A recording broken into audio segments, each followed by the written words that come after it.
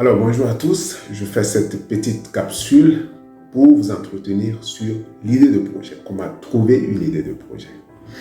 Alors, j'ai la chance, dans mon parcours professionnel et personnel d'ailleurs, de croiser des personnes et sur cette base, je me suis fait une idée de comment trouver une idée de projet.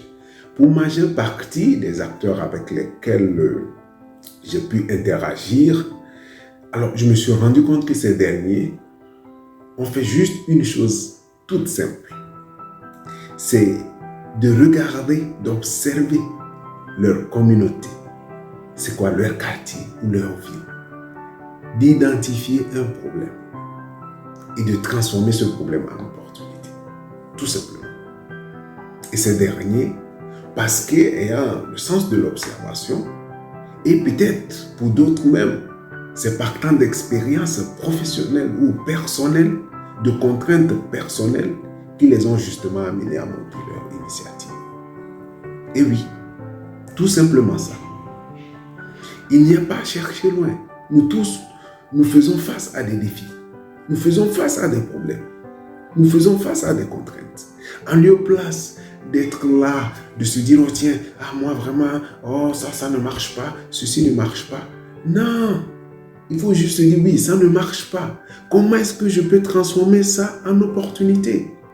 Nous n'avons pas de bonnes écoles, nous n'avons pas de bons hôpitaux, nous n'avons pas tel outil, nous n'avons pas un supermarché dans le quartier. Mais tiens, c'est une opportunité pour moi de pouvoir mettre une petite supérette dans le quartier. Donc voilà ce à quoi justement chacun de nous est appelé, la démarche qui doit être entreprise pour avoir une idée de projet. Ah oui, c'est d'observer son environnement. Je vais vous donner l'exemple de cette dame qui justement était à l'extérieur, devait revenir s'installer ici au niveau du Sénégal. Et quand elle est arrivée, elle avait justement un défi majeur. C'est qu'elle voulait que ses enfants aient droit à une certaine éducation, à un certain type d'enseignement qui n'existait pas en son temps. Et elle s'est dit, tiens, en lieu place d'être là, me plaindre de ce qui n'existe pas, comment est-ce que moi je peux travailler à créer?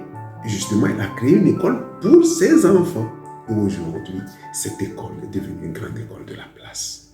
C'est pour vous dire la pertinence de la démarche. Elle peut démarrer juste de par ton expérience personnelle ou bien c'est dans ton milieu professionnel, il y a des contraintes que tu transformes en opportunité. Et nous avons plein d'exemples comme ça.